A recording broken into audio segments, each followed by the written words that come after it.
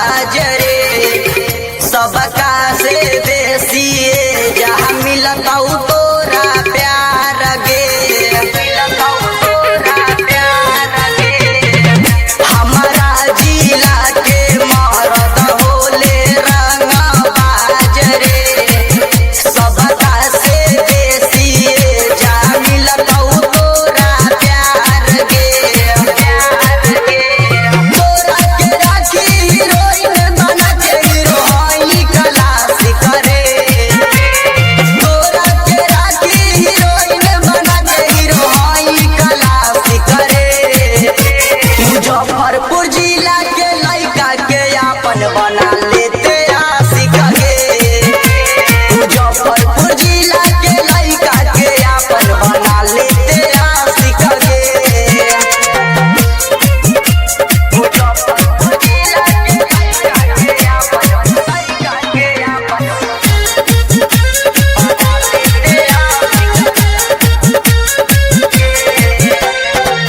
अजित बिहारी तोहर करई छौ बराई गे। अनमोल अहिर के दिल में गईले ते समाई गे।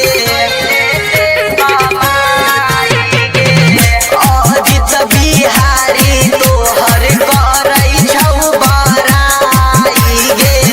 अनमोल अहिर के दिल में गईले ते